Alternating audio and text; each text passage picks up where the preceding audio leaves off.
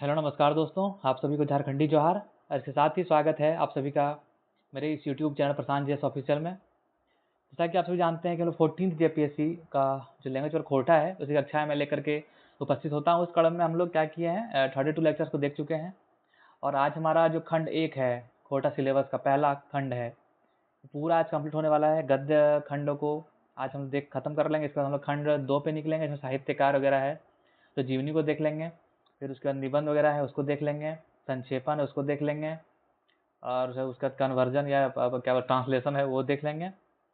ये चीज़ें कर लेंगे तो हमारी चीज़ें कंप्लीट हो जाएंगी, जो कि ज़्यादा चीज़ें बची नहीं है। ठीक है, तो चलिए जो जिन बच्चों का इसका अच्छा स्कोर आ रहा है, 130 से लेकर के 135 तक क्वेश्चन सही हो रहे हैं, वो जुड़ जाइए मेंस में, क्योंकि आपके पास कुछ दूसरा ऑप्शन है नहीं, आपको लगना पड़ेगा। बच्चे मेहनत कर रहे हैं, बच्चे लग गए हैं, मेंस को लेकर बहुत ज़्यादा चिंतित हैं बच्चे, और बच्चे एक्टिव भी हैं।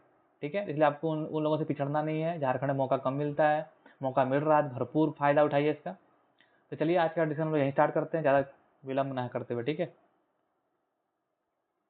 और जिन बच्चों को इस पूरे डिस्कशन का पीडीएफ चाहिए उनको क्या करना है, मेरे टेलीग्राम ग्रुप में जुड़ जाइए। आपको ये स्कैनर दिख रहा है, स्कैनर को स्कैन करिए, मेरे टेलीग्राम में जुड़िए, वहाँ पे आपको पीडीएफ मिल जाएगा।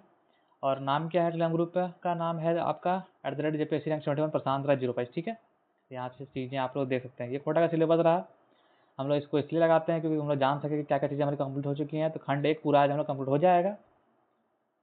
खोटा लोक साहित्य वगैरह ये सारा कुछ। खोटा से साहित्य का भी आज अंतिम दिवस है। देखो हम लोगों ने सारा चीज़ कर लिया, संस्मरण करेंगे आज, और कल से खंड 2 में लग जाएंगे, जो कि खत्म कर देंगे इसको, धुआं इसको भी कर देना। ठीक है, एकदम भाई डरना नहीं है, बिल्कुल नहीं डरना है। ठीक है, हमारा पढ़ाने का तरीका एकदम टू द पॉइंट है, ज़्यादा हम बकैती नहीं करते हैं, ज़्यादा हमको ना तो कोई चीज़ से मतलब है। मेरा एकमात्र उद्देश्य है कि आपका एग्ज़ाम निकले। ठीक है, एग्ज़ाम निकले, अब अच्छा स्कोर करें इसमें। चलिए, थैंक यू।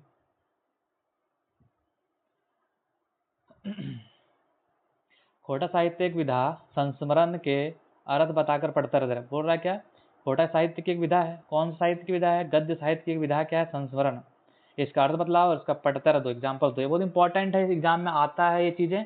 आपको कुछ नहीं करना है, बस इंट्रोडक्शन को करना है, 2 दिन पढ़ते रहो, मतलब एग्जाम्पल को करना है और उसको थोड़ा एलेबोरेट कर देना है, फिर निष्कर्ष डाल करके खत्म कर देना है। कुछ प्रवृत्तियाँ वगैरह भी लिखी जा सकती हैं इसमें, तो वो चीज़ें भी हम लोग देख लेंगे। ठीक है, खोटा गद्य साहित्यिक भीतर संस्मरण माने मन प्रवाह साहित्य एगो नावा विधाक रूपे विकसित होला है। बोल रहा है कि खोटा जो गद्य साहित्य है उसके भीतर संस्मरण जो है, जिसको मन प्रवाह साहित्य भी कहते हैं। क्या कहते हैं? मन प्रवाह साहित्य। हो सकता है एग्जाम में आपका आ जाए संस्मरण ना दे करके क्या आ जाए, मन प्रवाह साहित्य करके आ जाए। ठीक है, तो मन प्रवाह साहित्य की होवे है, अगर अर्थ बताकर पढ़तर दे के बतावा। ठीक है, तो मन प्रवाह साहित्य किसे कहते हैं? संस्मरण को कहते हैं मन प्रवाह साहित्य। ठीक है, तो एक नया विधा के रूप में उभर के सामने आया है। ठीक, इसका मतलब क्या होता है? अकर माने हुए है संतुलित भावे आयद भेल कोनो घटना प्रसंग दृश्य के याद करके लिपिबद्ध करे। मतलब इसका मतलब क्या होता है? इसका मतलब होता है कि संतुलित भाव में याद करके कोनो घटना, कोई प्रसंग, कोई दृश्य को याद करके लिपिबद्ध करना।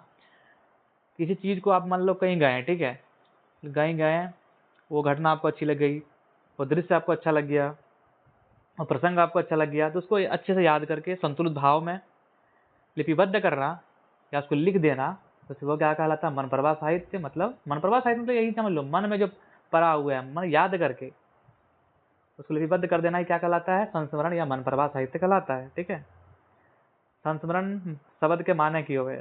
संस्मरण शब्द सम प्लस अरन शब्द से बनल है। ठीक है, सम प्लस अरन शब्द से बनल है, जकर अर्थ है सम्यक रूपे स्मरण करना।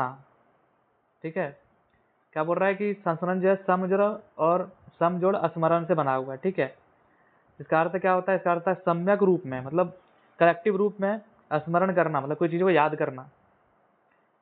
व्यक्ति बा कोनो आदमी के खाइश आयद जखन अनुभूति और संवेदना के रूपे डूब के शब्दे रूपे उखड़ जाए है, तो अगर क्या कहल जाए? संस्मरण कहल जाए है।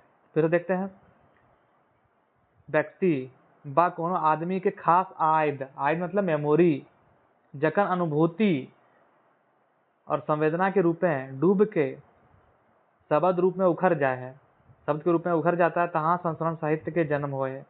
फिर से देख लेते हैं।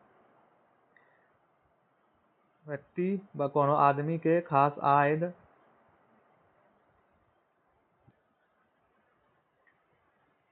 क्या बोल रहा है, व्यक्ति और कोई आदमी का कोई खास आज जो है मेमोरी जो है, जब अनुभूति और संवेदना के रूप में डूब करके शब्द के रूप में मतलब लिपि के रूप में उखड़ जाता है, मतलब बाहर निकलता है, उसे क्या कहते हैं, संस्मरण साहित्य कहते हैं। ठीक है, तब लेखक अपन संवेदना से संस्मरण साहित्य के गढ़े। वही बात है, अपने संवेदना से, अपने चीज़ों से जो मेमोरी है उससे क्या करता है, संस्मरण साहित्य को गढ़ता है। मन परवा साहित्य उ साहित्य के कहल जाए पारे जे भाव भरल मन पर बीतल समय के यादगारी लिखित रूपे दे है। मतलब बोलता है कि वही चीज़ है, मन परवा साहित्य उसे कहा जा सकता है, वो साहित्य कहल जाए पारे जे भावे भरल मन के अंदर जो भी बीता हुआ चीज़ है तो समय के साथ यादगारी करके लिखित रूप में डाल देता है, उसे क्या कहता है, मन परवा साहित्य का। चीज़ें वही हैं, मतलब लिखने का तरीका बस डिफरेंस हो जाता है। ठीक है, एग्जाम्पल देख लेते हैं संस्मरण साहित्य का। एक बरवाडा का खाई बोर, ये शांति भारत जी ने लिखा है। तो यहाँ पर डेट थोड़ा दिक्कत हो जा रहा है, लेकिन आपको पीडीएफ में दिख जाएगा सही से। बरवाडा का खाई बोर 1983 के अराउंड ही आया है, सब सारा चीज़ें। किसने लिखा है संस्मरण? शांति भारत जी ने। पानुरी जी से लेखक के भेंट के आधार लिखल गेल है। यह क्या है कि बरवाडा का अखाई बोर किसको कहा जाता है, पता आपको है ही है। श्रीनिवास पानुरी जी को बरवाडा का अखाई बोर कहा जाता है, क्योंकि बरवाडा उनका घर था और शांति भारत जी उनसे मिलने जाते हैं तो उसे ही याद करके लिखने का प्रयास करते हैं ये चीज़ें। तो शांति भारत मिलने जाते हैं, प्रमाणिक जी और बंसीलाल बंसी जी 1985 में पानुरी जी से मिलते हैं और बरवाडा की यात्रा करते हैं, ये चीज़ें इसमें हैं। ठीक है, वही है कि बरवाडा का अखाई बोर, शांति भारत 1986 में पानुरी जी से मिल करके जो भेंट करके आए उसे लिपिबद्ध करने का प्रयास किया गया। शांति भारत जी गए हुए थे, प्रमाणिक जी गए थे, बंसीलाल बंसल जी गए थे, और वहाँ से जो मिल करके लिख करके आए उसे बरवाडा खाई बोर के रूप में सम्मिलित किया गया। फिर उड़ गेले फुलवा रह गेले बाँस, उड़ गेले फुलवा रह गेल बाँस, इसे गोविंद महतो जंगली जी ने लिखा है।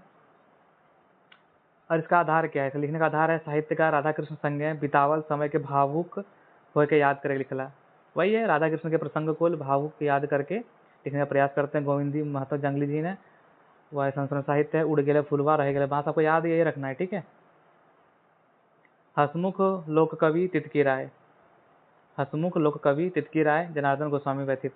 लोक कवि के रूप में तितकी राय को जाना जाता है, तो उसे लिखने का प्रयास लिखा किसने है, जनार्दन गोस्वामी, उनको व्यथित भी कहा जाता है। ये लुआटी पत्रिका है, वहाँ छपा था ये 7वां अंक में। फिर है उजड़ल खोंदा, उजड़ल खोंदा ये भी व्यथित जी ने ही लिखा है। किसने लिखा है, जनार्दन गोस्वामी व्यथित जी ने ही लिखा है। ये बुकारा कारखाना के चलते विस्थापन और ओकर दर्द पे लिखा गया उजड़ल खोंदा। मतलब उजड़ल खोंदा समझ रहे हैं आप ना, कि खोंदा उजड़ जाना, मतलब जहाँ पे आदमी रह रहा था वहाँ से उसको भगा दिया जाना, उसके आवास स्थान को ख़त्म कर देना। तो ये सारी चीज़ें जो हैं, जिससे जुड़ी हुई चीज़ें जो लिखने का प्रयास किया गया, वो बोकारो मिल की स्थापना होती है, उससे जब विस्थापन होता है उससे जुड़े दर्द को दिखाने का प्रयास किया गया है इसमें उजड़ल खोंदा में। ठीक है,